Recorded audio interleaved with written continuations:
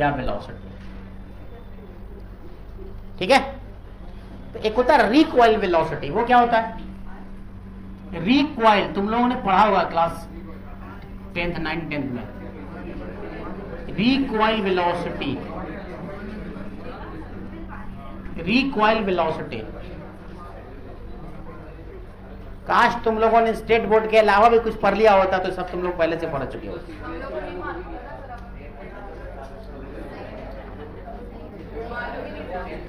पढ़ना या techno school में पढ़ो ना, टेक्नो स्कूल में फिर एक से एक चीज पढ़ाएगा वहां पे, है ना, नारायणा टेक्नो स्कूल में। हाँ, भाईंदर में नारायणा टेक्नो स्कूल।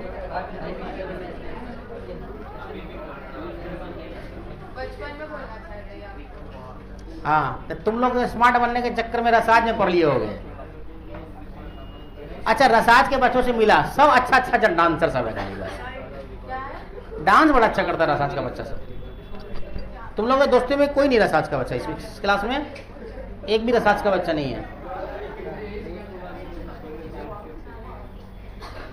साले की फीस भी तो बहुत है, भर भर की फीस रखा हुआ है रसाज वालों ने।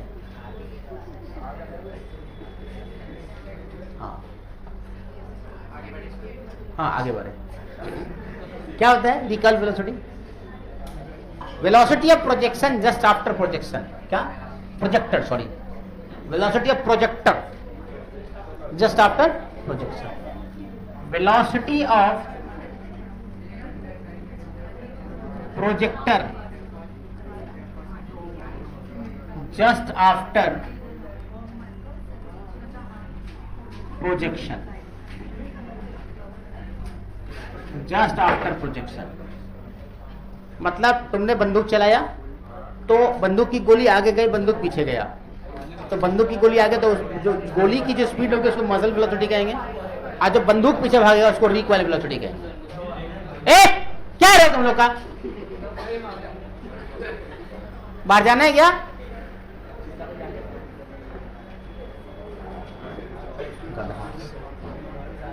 हाँ, तो इसको दो तीन तरीके से आदमी समझते हैं। मतलब इजी चीज है, बहुत इजी कंसेप्ट है, इसमें कुछ खास नहीं है। मोमेंटम जो है बराबर कर दोगे, मतलब mv बराबर mv है ना, तो मतलब m प्लस mv अगर मान के चलो, एक का v मान लो, एक का छोटा वाला v, एक का बड़ा वाला v मान लो, मोमेंटम कंजर्व कर दो, तो इनिशियल मोमेंटम तो जीरो ही होगा इसका भी, है ना। फाइनल मोमेंटम हो जाएगा m इंटू वी, बड़ा वाला m इंटू बड़ा वाला v, छोटा वाला m इंटू छोटा वाला v, ऐसा कर दो। ठीक है, तो जो जिसकी भी निकालनी हो तुमको वो तुम उसका निकाल सकते हो, तो लेकिन माइनस में आएगा दोनों, एक तो माइनस में आएगा।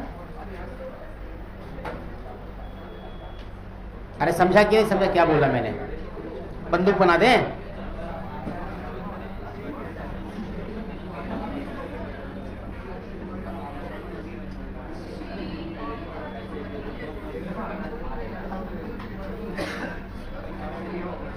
कैसा रहता है? ऐसा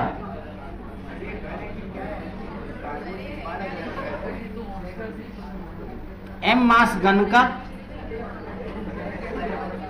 और यहां से निकला बंदूक का गोली, ये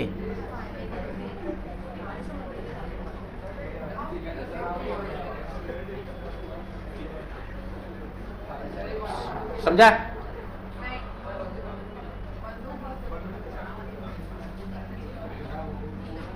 मजल वेलोसिटी। अच्छा एक बात, चलो ठीक है, v को मान लो velocity of gun with respect to ground, v dash velocity of gun with respect to ground ले रहा हूं मैं। इसको कई तरीके से समझते हैं, लेकिन चलो आइए, v लिया मैंने velocity of bullet with respect to ground. अब हमको आवाज आएगी जिसकी भी, हम उसको भगा देंगे बाहर। Velocity of bullet with respect to ground, ठीक है। अब क्या करें?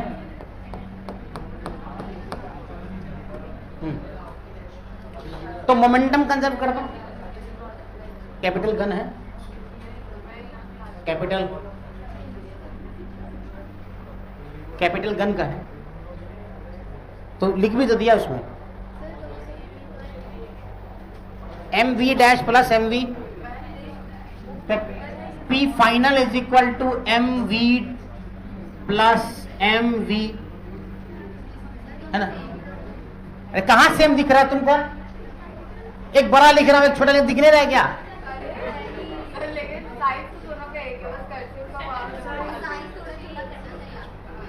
बकलोल सर तो ये इनिशियल कितना है 0, तो minus M we P I बराबर P F, minus M V बराबर एम इंटू वी। तो अगर तुमको ये निकालना है v बराबर है छोटा v निकालते, बुलेट का वेलोसिटी निकालते। चलो velocity of bullet is equal to minus m by m, है ना, minus m by m into v, ये आ गया ये आंसर। नेगेटिव साइन इंडिकेट कर रहा है कि भाई अपोजिट मार्क है, बस और कुछ नहीं। The direction of v is opposite to v, बस खत्म। द डायरेक्शन ऑफ v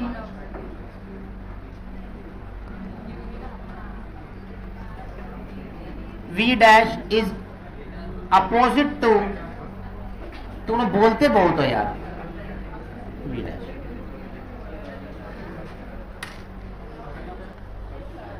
ठीक है, अब तो v भी बराबर क्या हो जाएगा, v नॉट प्लस v जी, ऐसा।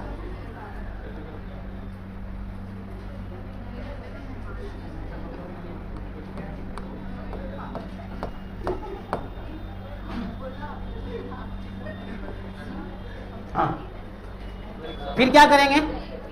अब जो तुम्हारे पास ये है, क्या बोलते हैं, इसका गन का तुमने v माना है और इसका v भी माना है, v नॉट माना है तुमने, है ना। तो v नॉट माइनस v, ये क्या होगा, किसके रेस्पेक्ट में, ग्राउंड के रेस्पेक्ट में वेलोसिटी होगी। मैं समझ आया? अगर मैंने क्या बोला, अब मैं इसको अलग कर देता, सिस्टम से अलग कर देता, सिस्टम से अलग कर दिया मैंने इसको। तो इसकी वेलोसिटी क्या होगी, इसकी वेलोसिटी v है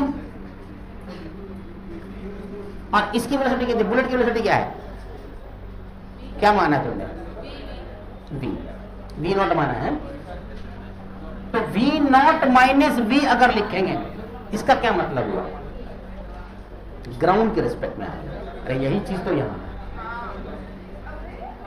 अगर v नॉट, इसकी v नॉट थी और इसकी v है, ये एक दूसरे के रेस्पेक्ट में है ना अभी तो। लेकिन अगर मैं बोलूं कि ग्राउंड के रेस्पेक्ट में लेना है बुलेट की वेलोसिटी, तो बुलेट की वेलोसिटी ग्राउंड के रेस्पेक्ट में v नॉट माइनस v दिखेगी। रहने दो, ठीक है। तो आपको मोमेंटम कैसे लिखना होगा, m plus m v1 is equal to कितना, m v not minus v, छोटा वाला m v not minus v, अब माइनस क्या चीज, m v। ये इसीलिए मैं इस कंसेप्ट को मालूम था मुझे, यहीं से काम चल जाएगा तुम्हारा, उतना करने की जरूरत ही नहीं पड़ेगी। तुम क्या समझोगे, मैं समझ रही थी कि शायद कि पता यही तो दिमाग है ना, कि इतना तो समझना चाहिए, इतना चीजें फिजिक्स पढ़ रहे हो तो फिजिक्स में तो एज्यूम किया जाता है ना। हम लोग को लगता है कि बंदूक भी हवा में चल सकती है। हवा में बंदूक कैसे चलती है, यही तो बात है। आप बोलो ना लोडेड है, अभी तक गोली निकली नहीं है उसमें। अगर गोली मैंने बोला है कि दोनों चल रही है, इसका मतलब साथ साथ है दोनों। अब जो फोर्स का जो ड्रम चलता है, फायरिंग वाला जो बुलेट चलता है, तो साथ साथ चलता रहता है, नहीं चलता रहता, तो तुम वहां नहीं दिमाग लगा सकती थी कि तोप जो चलता है तो तोप भी चलता रहता है, उसमें से निकलता भी रहता है आगे आगे, नहीं चलता है। अब तुम्हारे गेम में जो दौड़ता रहता है, बंदूक चलाता रहता है, तो दोनों चल नहीं रहे साथ में। पर्सन रहेगा, गोली कौन चला रहा होगा, तो तुमको ये एज्यूम तुम नहीं कर सकते हो कि पर्सन गोली चला रहा है। यहां से क्या आ जाएगा काइनेटिक एनर्जी फाइनल आपका,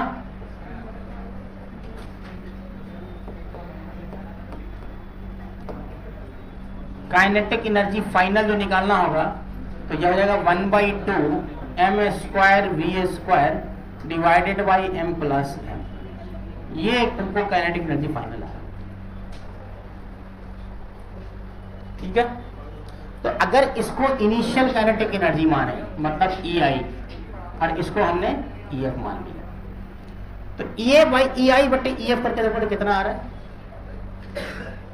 EF बटे EI मतलब EF upon EI, EF upon EI is equal to कितना, पहले इसको जल्दी से लिखो तुम लोग, समझा, आया समझ में।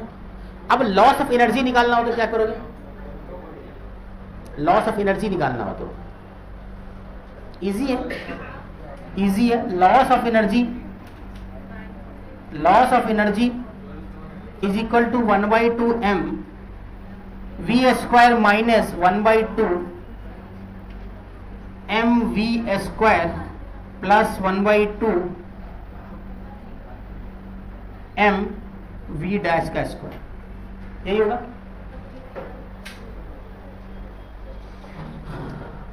अरे सही है,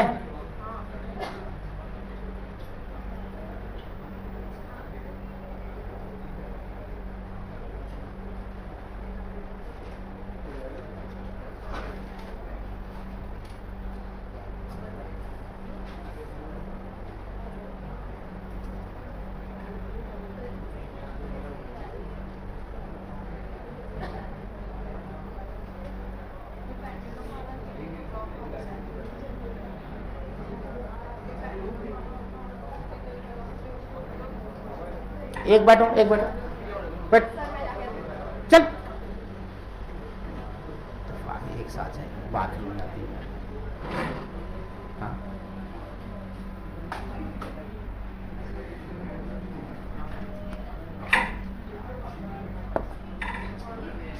हाँ नेक्स्ट,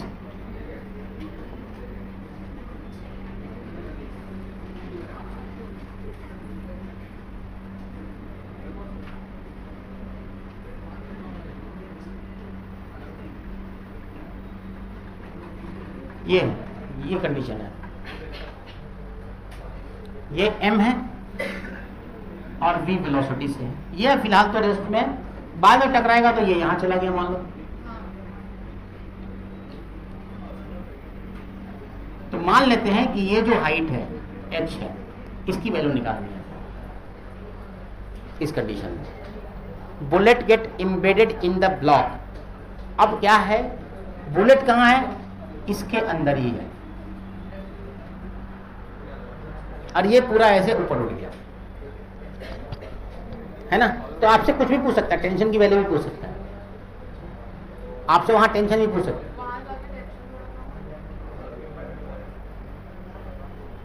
हाँ जो भी हो, वो तो निकालने के ऊपर डिपेंड करता है कि कितना टेंशन हो रहा है, मास बढ़ रहा है तो टेंशन बढ़ भी सकता है, तो चेक करने पे जरूरी थोड़ी नहीं कम हो जाएगा, क्योंकि फोर्स बढ़ने वाला है, एक तो इस डायरेक्शन में फोर्स बढ़ेगा, एक इस डायरेक्शन में फोर्स बढ़ेगा, नेट फोर्स यहां आने वाला, टेंशन बढ़ेगा ही क्या। एच हाइट कैसे निकालेंगे बताओ, इस कंडीशन में क्या करोगे, m plus m into G into H, ये जो अभी तुम्हारे पास पोटेंशियल एनर्जी मिल रही है m plus m into G into H वाला, ये किसके बराबर होगा, इनिशियल काइनेटिक एनर्जी के बराबर होना चाहिए, जब दोनों का साथ साथ काइनेटिक एनर्जी चल रहा था। कब, जब जैसे ही वो एंट्री किया इसके अंदर चलना स्टार्ट किया, जस्ट दोनों की एनर्जी सेम हो गई ना, दोनों के साथ निकालना है, अलग अलग नहीं है, तो इन दोनों के लिए क्या होना चाहिए, 1/2 m प्लस m। अब वेलोसिटी दोनों की क्या होगी, बदलेगी या वही रहेगी v², क्योंकि देखो वेलोसिटी क्या हो जा रही है, यहां पर जैसे ही इसके अंदर आया ना तो इसकी वेलोसिटी v हो गई समझ लो। तो आप इसको क्या लिखोगे, v स्क्वायर, है ना। दोनों साथ चल रहा है, तो दोनों साथ चलने वाला केस पहले बताया मैंने तुमको। तो वहां वेलोसिटी कितनी आई थी तुम्हारी, m स्क्वायर v, m क्या लिखा था, m बट्टे एम वी बटे m प्लस m ना।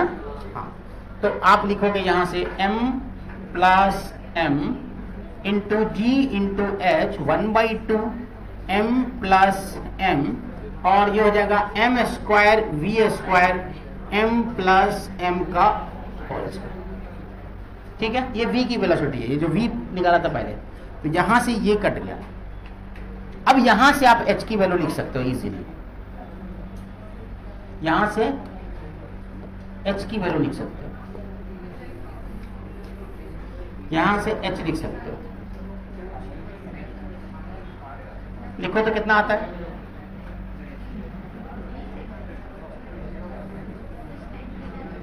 यहां से h कितना आ रहा है,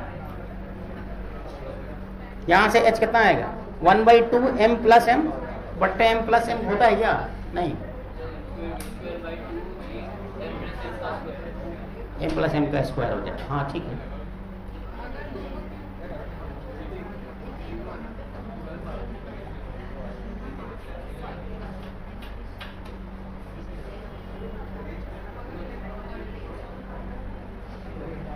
जो भी आए निकल लिख दो। ये छोटा वाला भी है, यहां से h लिख दो, ठीक है, वो जो आएगा वही आंसर होगा तुम्हारा। Is 1 kg, the mass of gun is 99 kg and the mass of bullet is 1 kg.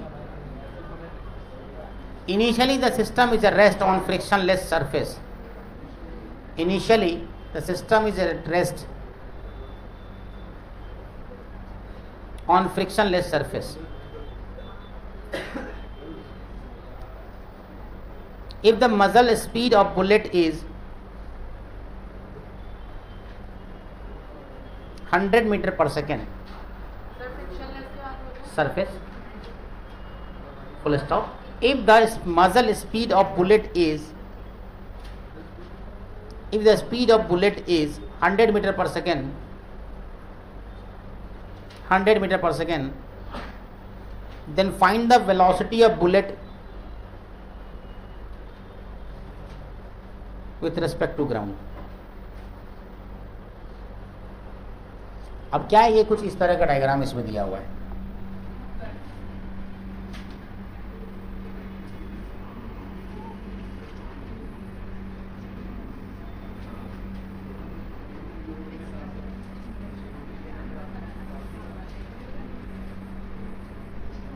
ये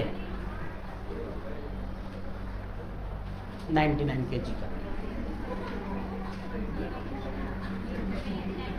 यहां से बुलेट निकला है 1 kg का। 1 kg का बुलेट मतलब बम का गोला है वो, 1 किलो इतना बड़ा हो गया ना वो।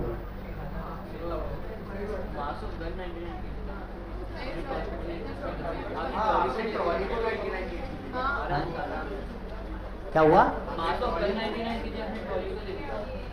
मास का, गन का मास है। अरे गन का सिस्टम है, तोप खाना है ये।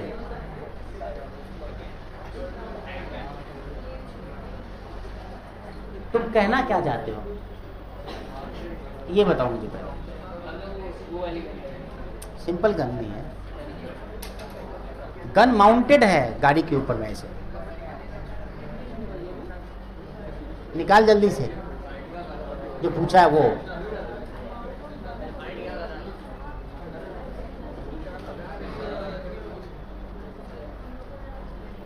कितना दिया है बुलेट का स्पीड, 100 मीटर पर सेकंड ना।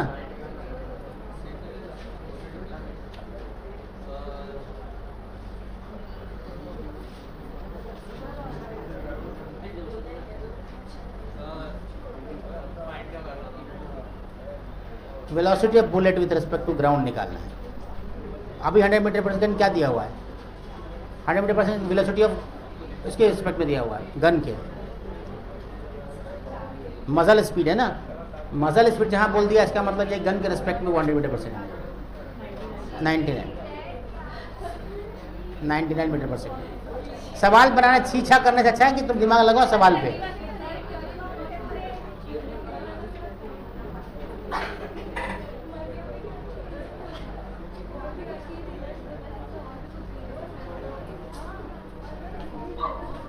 नहीं समझ आ रहा है? क्या हुआ?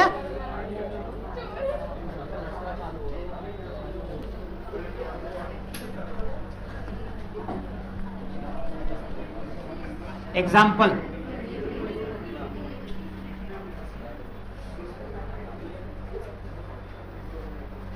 एग्जाम्पल, एक ब्लॉक है 1.5 kg का और 0.5 kg का एक बुलेट है। कौन हंस रहा है? कौन हंस रहा है? कौन हंस रहा है क्लास में? यहां पे जोक चल रहा है क्या?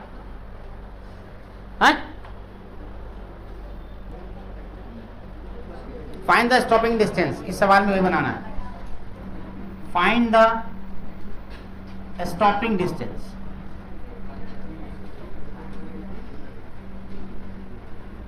Stopping distance, find the stopping distance. कितना निकलेगा ये? मोमेंटम कंजर्व करो, पीआई बराबर पीएफ करो,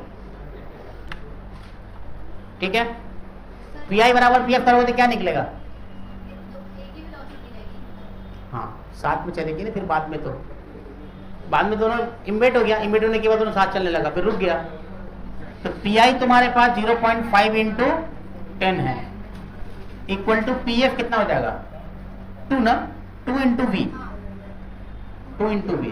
तो ये तुम्हारा हो गया 10, तो v बराबर हो गया 2.5 मीटर पर सेकेंड। आवाज नहीं आनी चाहिए मेरे को जरा सा भी, आपस में बातचीत करते हुए।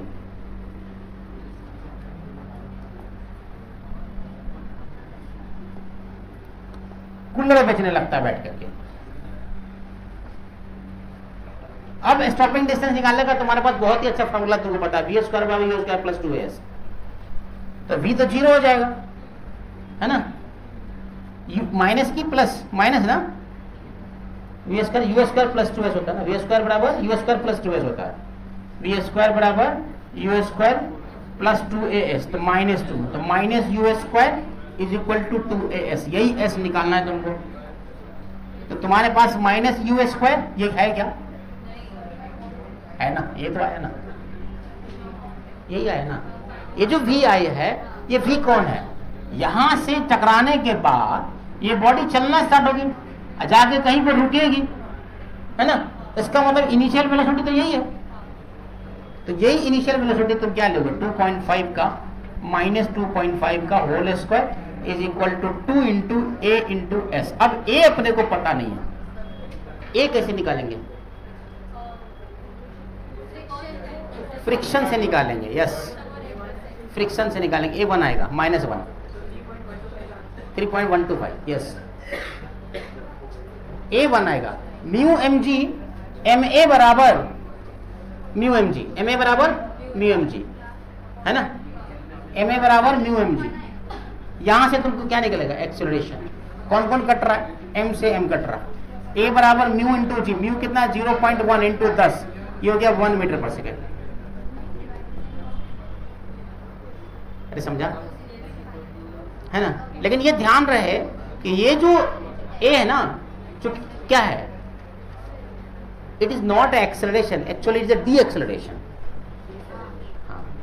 तो क्या करोगे? ये इसको लिखोगे, इसलिए ए इज इक्वल टू -1 मीटर पर, क्योंकि फ्रिक्शन का है ना, तो फ्रिक्शन हमेशा क्या होता है? माइनस म्यू एम जी होता है, minus mu M g into s लिखते हो वर्क डन लिखने के टाइम में। तो ये क्या हो जाएगा? ए इक्वल टू -1 मीटर पर सेकेंड। तो यहां डाल दो माइनस यू स्क्वायर, तो ये कितना हो जाएगा? जो भी होगा बराबर 2 इंटू ए की जगह पे -1 इंटू एस, तो एस बराबर 3.125 मीटर। ये आंसर आता है। बाकी तुम चेक कर लो कैलकुलेशन करके।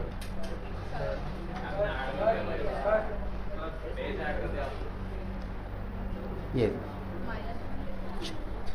जल्दी से करो इसको। External force on bomb is 0, then momentum of bomb is conserved.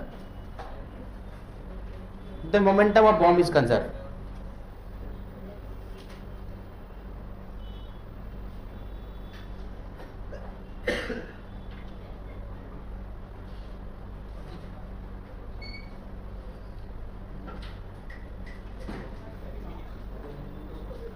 अब जो फोर्स लगता है बॉम्ब के ऊपर, किसी भी चीज के ऊपर में, तो दो तरह का फोर्स लगता है, एक इंपल्सिव होता है, एक नॉन इंपल्सिव होता है। कभी कभी क्या होगा कि बॉम्ब पे जो नेट एक्सटर्नल फोर्स जीरो नहीं है, नेट एक्सटर्नल फोर्स जीरो नहीं है, बट वो इंपल्सिव भी नहीं है। ऐसा फोर्स लग रहा है, ये बॉम्ब है मान लो, अब इस बॉम्ब पे तुमने कोई फोर्स एक्सटर्नल तो नहीं लगाया, लेकिन इस पर कुछ फोर्स लग रहा है, नेट एक्सटर्नल फोर्स जीरो नहीं है, बट वो नॉन इंपल्सिव फोर्स है, इंपल्सिव भी नहीं है। इंपल्सिव फोर्स का मतलब एक्सटर्नल फोर्स टाइप का चीज होता है, वो इंपल्सिव है, ऐसा समझ लो तुम, ठीक है। तो क्या होगा कि ये नॉन इंपल्सिव फोर्स है, नॉन इंपल्सिव फोर्स है, बट क्या चीज है, ये एक्सटर्नल फोर्स भी लग रहा है। नहीं समझा? बॉम्ब है, उसके फटने की वजह क्या होती है, इंटरनल फोर्स होती है, पहला बात। सेकंड पॉइंट लिख लो, उसके बाद बताते हैं। If net external force on bomb is impulsive, if net external force on bomb is impulsive, then momentum is not conserved. If net external force on bomb is impulsive, then momentum is not conserved. तुमको किसी ने धक्का मारा हो, क्या impulsive force है ना वो, कुछ इस टाइप का। तो अगर मान लो कि तुम पर इस पर कुछ फोर्स तो लग रहा है, बट वो इंपल्सिव नहीं है। अभी क्या बोला मैंने, अगर इंपल्सिव है तो कंजर्व नहीं कर सकते, अगर फोर्स इंपल्सिव है तो कंजर्व नहीं कर सकते। लेकिन कोई ऐसा फोर्स भी हो सकता है जो इंपल्सिव नहीं है, फोर्स लग रहा है बट इंपल्सिव नहीं है, लेकिन एफिनिट जीरो भी नहीं है। तो क्या मैं इसका मोमेंटम कंजर्व कर सकता हूं कि नहीं कर सकता? तो इसमें इसका जवाब यह है कि देखो, ऐसे तो कर नहीं सकते, ऐसे कर नहीं सकते, लेकिन इसका जवाब यह है कि फॉर द कैलकुलेशन के पर्पस के लिए आप उसको कंजर्व कर सकते हो, लेकिन जस्ट बिफोर द एक्सप्लोजन और जस्ट आफ्टर द एक्सप्लोजन, थोड़ा टाइम बीतने के बाद नहीं। आप एकदम just before the collision and just after the collision you can conserve the momentum, ठीक है। तो लिखो, एक लाइन लिख लो, if the net external force on bomb is not zero, if the net external force on bomb is not zero, not zero, but non-impulsive, but non-impulsive, but non-impulsive, N-O-N, none, not impulsive लिखो, जो भी लिखना है। then for calculation purpose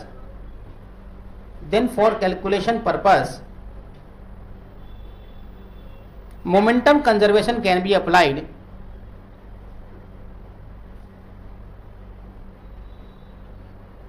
momentum conservation can be applied just before and just after explosion, just before and just after explosion।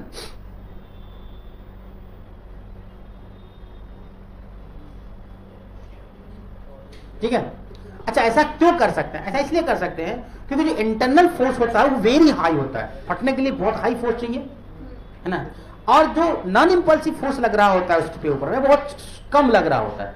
जैसे मान लो कि बड़ा सा बम है, तो बहुत हाई फोर्स चाहिए उसको फटने के लिए, इंटरनल फोर्स करने के लिए, ठीक है। लेकिन उस पर कौन सा फोर्स लग रहा है? mg, जो वेरी लेस फोर्स हो जाएगा उसके कंपेरिजन में। बॉम्ब के जो अंदर में जो इंपल्सिव फोर्स है is very high as compare to non impulsive force. और नॉन इंपल्सिव फोर्स यहाँ पे कौन सा? mg है। अगर बॉम्ब है तो उसमें mg लग रहा है और फटा, तो उसको जस्ट आफ्टर और जस्ट बिफोर एक्सप्लोजन और जस्ट आफ्टर एक्सप्लोजन आप इसको क्या कर सकते हो? कंजर्व कर सकते हो। ऐसा इसलिए कर सकते हैं क्योंकि जो उस पर mg लग रहा है अंदर में लगने वाले इंटरनल फोर्स से बहुत छोटा है, इसीलिए ऐसा कर सकते हैं। समझ आई बात? यहां तक क्लियर है? अब एनर्जी ऑफ एक्सप्लोजन क्या होता है, ये बात लिख लो जो मैंने बोला है, अगर तुम लिख सकते हो तो याद रहना है। नहीं याद रहेगा तो कोई बात नहीं कि mg वगैरह होता है तो नॉन इंपल्सिव है तो छोटा फोर्स है, इसीलिए ऐसा हो सकता है। समझा? वो देखो नाखून काट रही है बैठ के।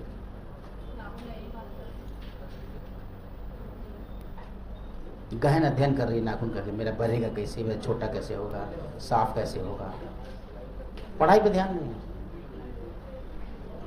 पीछे पीछे पीछे देखने के लिए बोला गया तुमको, ए लड़की, तुमको पीछे देखने के लिए बोला?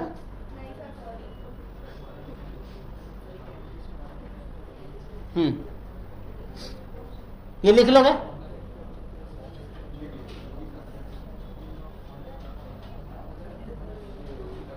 क्या लिखा दे इस पॉइंट पे भी? लिख लो।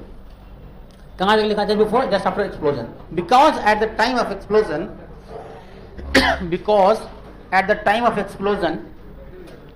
because at the time of explosion, internal force is very large, as compared to external non-impulsive force, such as mg,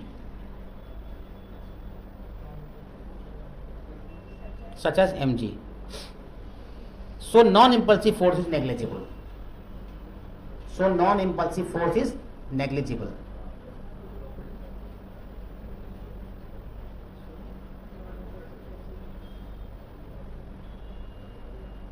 एक चीज और देखो, अगर मान लो कोई बॉम्ब ऐसे फेंका मैंने प्रोजेक्टाइल में, अब बॉम्ब बीच में आके फट गया, ठीक है, तो जो इंटरनल फोर्स है उसका, वो ट्रेजेक्टरी को बदल नहीं सकता। एक बॉम्ब तो गिरेगा वहीं जाकर के, मतलब सेंटर ऑफ मास रहेगा, फॉलो करेगा।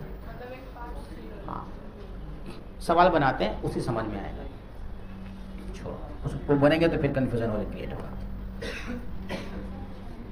मान लो तुम्हारे पास एक ऐसे तुमने फेंका बॉम्ब को, बूम, ये हो गया बॉम्ब, फटा। फटने के बाद क्या होगा कि एक पार्ट यहां गिर गया, यहां पे मान लो यहां आधा, और आधा यहां चला गया, बट सेंटर ऑफ मास जो है इसका अभी भी यहीं रहेगा। ये सेंटर ऑफ मास यही रहेगा, सेंटर ऑफ मास नहीं बदलेगा। सेंटर ऑफ मास क्या है इसका? इसका सेंटर ऑफ मास जो होगा वो कौन सा है? हम आपको याद होगा, मैंने बताया था कि सेंटर ऑफ मास हमेशा ट्रेजेक्टरी फॉलो करेगा, है ना। तो ये जो सेंटर ऑफ मास है वो ट्रेजेक्टरी को फॉलो कर रहा था। अब बम का एक हिस्सा यहां गिरा, एक हिस्सा यहां, ऑटोमेटिक सेंटर ऑफ मास यहां पे आया, ठीक है। तो ये इस डायग्राम को बनाइए और जो पॉइंट लिखाते हैं वो लिख लीजिए।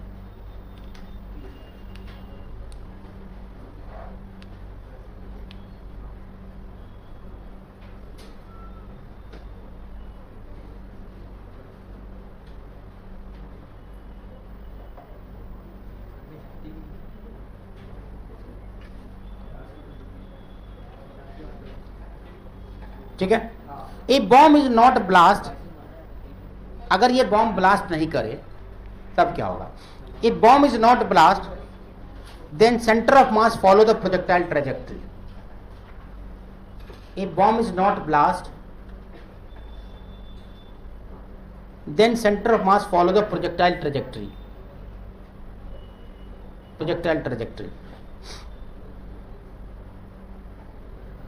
सेकेंड पॉइंट लिखो, bomb is explode due to internal energy.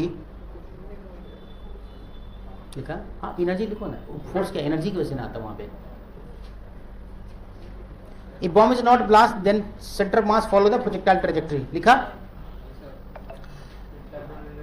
हाँ, अब लिखो, bomb is explode due to internal energy, so momentum is conserve. या इंटरनल फोर्स जो भी लिखना लिख सकते हो। So we take just and after momentum conserve. लिखा? So we take just before and just after. So we take just before and just after, momentum will be conserved. क्या लिखा है? इंटरनल एनर्जी या फोर्स जो भी तुम लिख सकते हो, energy, so momentum is conserve. So momentum is conserved.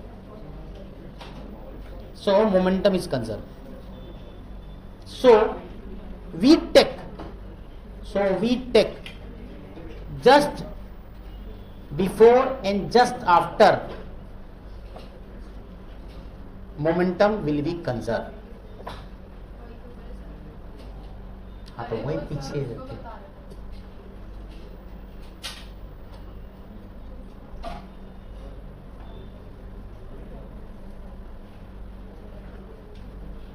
तो किसी भी बॉम्ब पे जो एक्सटर्नल फोर्स लग रहा है तो कौन सा एक्सटर्नल फोर्स लग रहा है? mg लग रहा है। तो बिफोर कोलिजन भी वही लग रहा है, आफ्टर कोलिजन भी लग रहा है, ड्यूरिंग सॉरी एक्सप्लोजन भी लग रहा है। ठीक है, तो इसलिए मोमेंटम आप इजीली कंजर्व कर सकते हो। अब एक सवाल है तुम्हारे पास कि ये 45 डिग्री पे बॉम्ब फेंका गया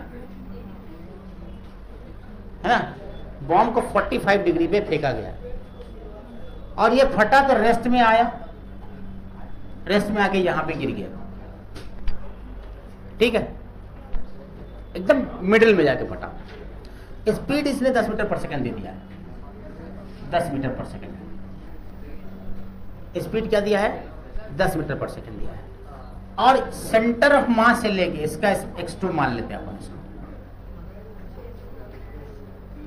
find the distance from point of projection eight which the other part is fall. एक पार्ट यहां गिरा, सेकेंड पार्ट यहां गिरा। क्या चीज? आधा आधा फट गया दोनों।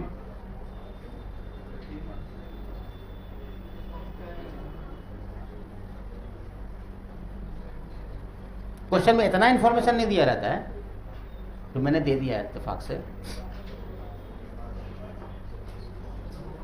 एक्सप्लोड इन इक्वल मास, यहां पे लिख देना explode in equal mass. Explode in equal mass,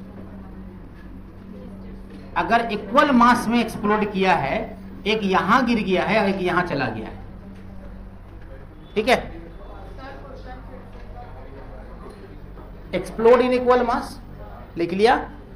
find the distance from point of projection, find the distance from point of projection eight which other part is fall, eight which other part is fall.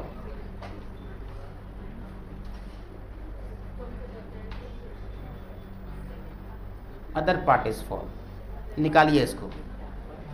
Centre of मास कितना आएगा initial position से? इसमें क्या करने का है, ये centre of mass trajectory को फॉलो करता है ना, इसका मतलब range is the centre of मास है ना। तो रेंज की वैल्यू निकालो, 10 मीटर आ गया। अगर ये 10 मीटर आया है तो इसका मतलब ये वाला जो पार्ट है वो 5 मीटर पे है। बोला ना मैंने, एकदम मिडिल में जाके फट रहा है, मैक्सिमम हाइट पे जाके, मैक्सिमम हाइट पे जाकर के फट गया। तो ये 5 मीटर है और ये 10 मीटर। सेंटर ऑफ मास कितना है? 10 मीटर। आपको हाँ, तो टोटल कितना निकालोगे आप? अब आप क्या निकालो बताता हूं मैं। आर कॉम निकाल दो।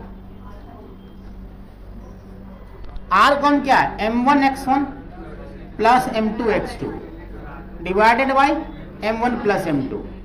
खत्म। इक्वल मास है तो 2m हो जाएगा। ये यहां से क्या निकल जाएगा? mm कॉमन निकलेगा, x1 plus x2 divided by 2m। m ने m को मार डाला है ना। तो आपके पास कितना बच गया? एक तो x1 कितना है? 5 प्लस x2 का निकालना है, अपने को निकालना ही है, और डिवाइडेड बाई क्या? 2। यहां से निकालो। और आर कॉम कितना है? 10। आर कॉम कितना है? 10। तो अब x की वैल्यू कितनी आ गई? 15।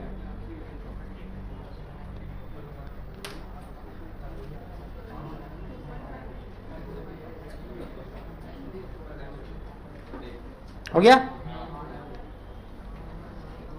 और बनाना सवाल?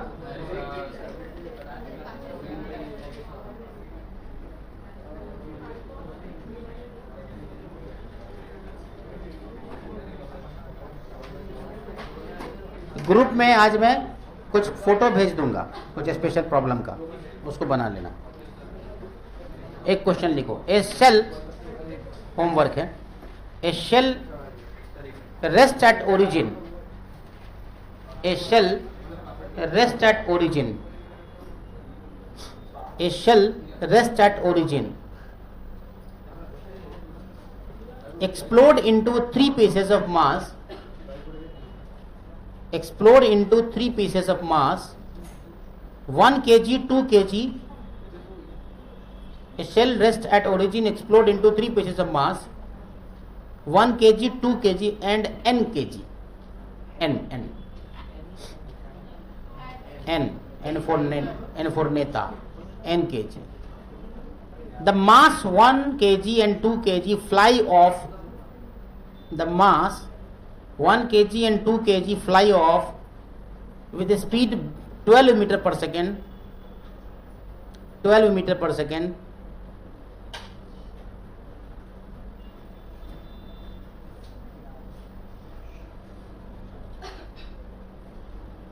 Along x-axis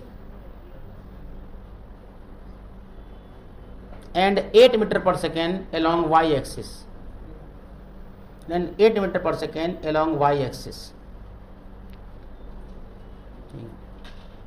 If n kg flies off with, if n kg flies off with 40 meter per second, 40 meter per second, 40 meter per second, then find the total mass of shell. Then find the total mass of shell.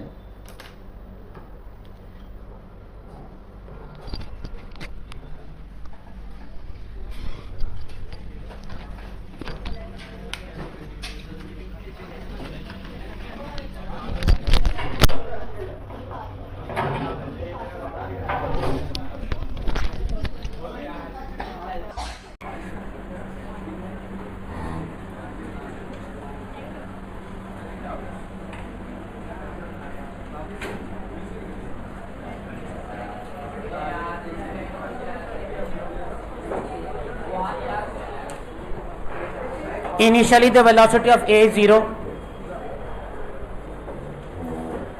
Initially the velocity of A is 0.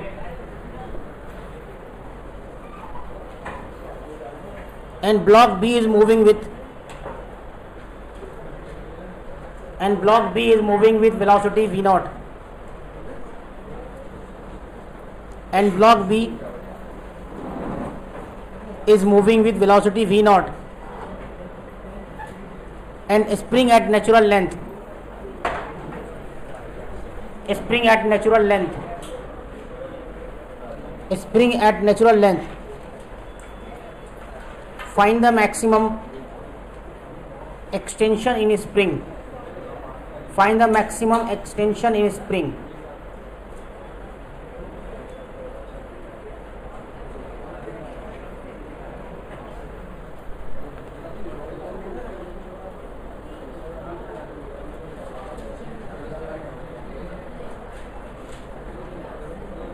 कैसे बनेगा ये सवाल?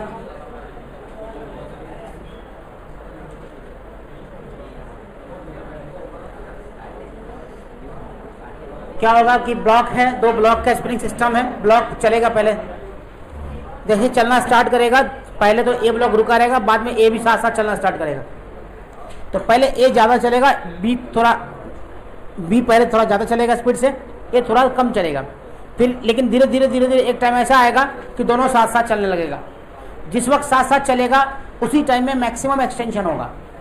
Maximum expansion कहाँ पे होगा? जब दोनों साथ साथ चलने लगेंगे।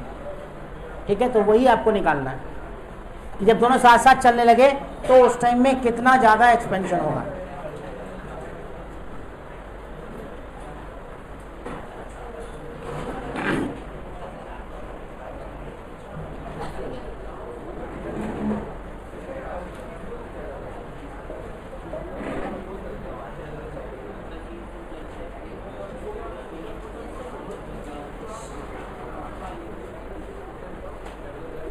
समझ में आया कि नहीं बात? क्या बोला मैंने कि जब दोनों साथ साथ चलने लगेंगे, मान लो ये स्प्रिंग है, ब्लॉक सिस्टम है, अब ये भी वी से और ये जो स्प्रिंग है ये भी वी से, जब दोनों चलने लगेंगे तो यहां पे जो एक्सपेंशन होगा वो मैक्सिमम एक्सपेंशन होगा, मैक्सिमम एक्सपेंशन इन स्प्रिंग। तब आपको इसका कॉन्सेप्ट लगाना है स्प्रिंग वाला, है ना। Use work energy theorem, use work energy theorem. Work energy theorem लगाओगे तो क्या कहेगा, work done by spring is equal to kinetic final minus kinetic initial, है ना। तो काइनेटिक फाइनल कितना होगा, 1/2 m प्लस m, है ना, 1 + 2, अच्छा V0 है ना, V0/2 हो जाएगा फाइनल में। तो ऐसा कर सकते हो, 1/2 m V0/2 का स्क्वायर प्लस 1/2 m V0/2 का स्क्वायर माइनस 1/2 m V0 का स्क्वायर। इनिशियल तो यही हाफ m V0 स्क्वायर। ये देखो कितना आता है। अब वर्क डन बाय स्प्रिंग कितना होता है, हाफ के एक्स स्क्वायर या माइनस हाफ के एक्स स्क्वायर, माइनस हाफ के एक्स स्क्वायर। तो यहां से तुम लिखोगे माइनस हाफ के x square is equal to 1/2 m V0 square by 4। तो इसको 8 कर देते हैं, इसको हटा देते हैं, प्लस 1 ये भी हो गया 1/8 m V0 square minus 1/2 m V0 square. Calculate करो कितना आ रहा है, ये 1/8 है, 1/8 है तो 1/4 बच जाएगा ना ये।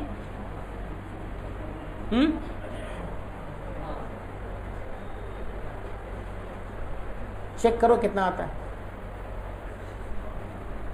तो 1/8 कॉमन ले लेते हैं, तो 1/8 m,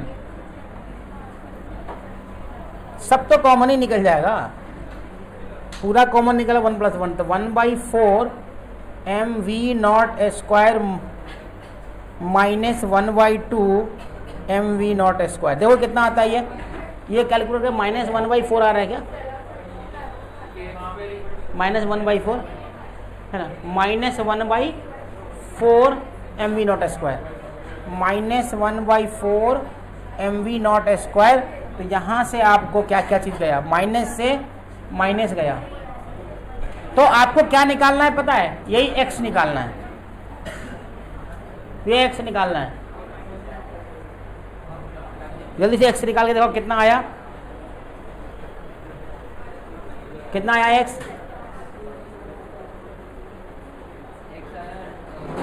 m V0 square by 2 के अंडर रूट, हाँ m V0 स्क्वायर बाई 2 के अंडर रूट। चलो बढ़िया, m V0 स्क्वायर बाई यहाँ से x की वैल्यू आ जाएगी under root m V0 square by 2 के।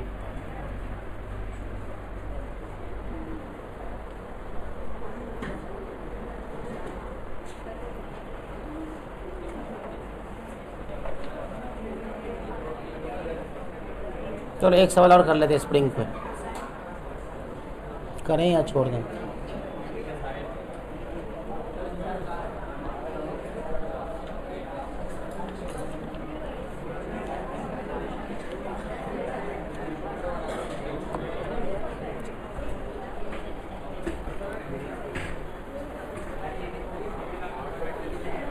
जल्दी छापो, सब लोग लिख लिया, लिखा गया तुम्हारा। क्या सवाल है, 3 kg block moves with an acceleration of 2 metre पर second square, what is the acceleration of 5 kg block at this instant. बस यही क्वेश्चन है, डायग्राम तुम्हारे स्क्रीन पे और आप प्रॉब्लम। अरे इस सवालवा में जरा गौर से देखोगे तो F एक्सटर्नल कितना लग रहा है, 40 न्यूटन।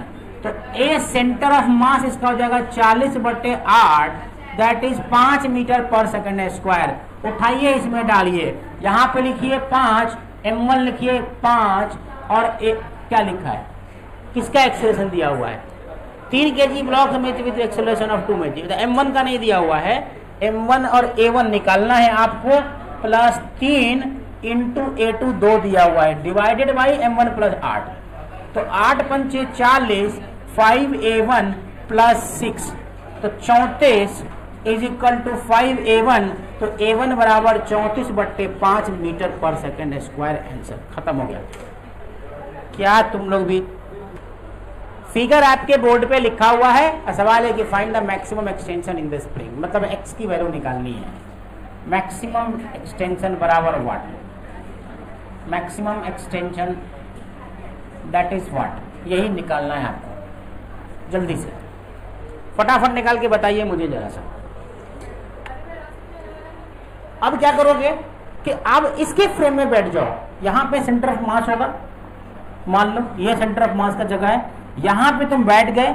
अब ये इस पे बैठ के देखो कि ये कितना से जा रहा है, ये कितना से जा रहा है।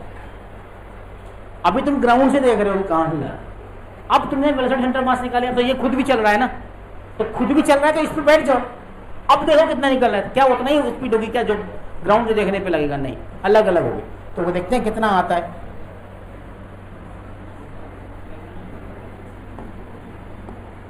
तो velocity of 2 with respect to centre of mass, तो velocity of 2 minus velocity of centre of mass, यहां से वेलोसिटी ऑफ 2 निकल गया। अरे निकला कि नहीं? आप velocity of 2 with respect to centre of mass check करना है आपका। तो velocity of 2 with respect to centre of mass में वेलोसिटी ऑफ 2 कितना है? 30 है।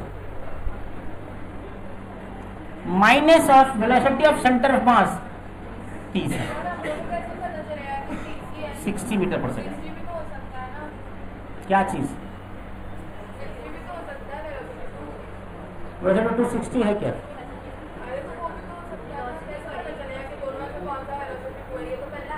मास 2 लिखा हुआ है, मास 4 लिखा हुआ है, और velocity of 4 with respect to centre of mass. तो velocity of 4 kg minus velocity of centre of mass, तो यह आ जाएगा V4 कितना है? 60। तो 60 माइनस ऑफ प्लस में रहेगा, बोलेगा 60 कितना सेंटर मास? माइनस 30। तो यह आ गया 30 मीटर पर सेकंड। दोनों आपके पास आ गया, दोनों आपके पास आ गया। सेंटर ऑफ मास पे बैठ के आपने देखा कि दोनों कितने स्पीड, तभी तो एक्सपेंशन निकाल पाओगे, नहीं तो कैसे निकालोगे फिर? या तो फिर वही जो तुमने मेथड लगाया उससे लगाओगे, नहीं तो इससे लगा सकते हो। इस पर बैठ गए और चेक कर लिया। अब क्या करोगे? एनर्जी कंजर्वेशन लगा दो यहाँ पे। From energy conservation, from energy conservation. Energy conservation क्या कहता है? 1/2 kx² पोटेंशियल एनर्जी, यही ना। वर्क डन बाय नहीं निकाला मैंने, वर्क डन होता तो माइनस लिखते हम, लेकिन यहाँ पे मैंने लिखा एनर्जी।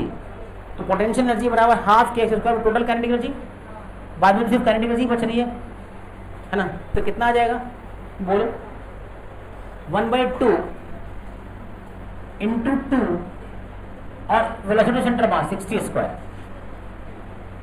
Plus 1/2 into 4 t²। देखो यहां से x की वैल्यू कितनी आती है, यहां से x की वैल्यू कितनी आती है, वही आंसर होगा।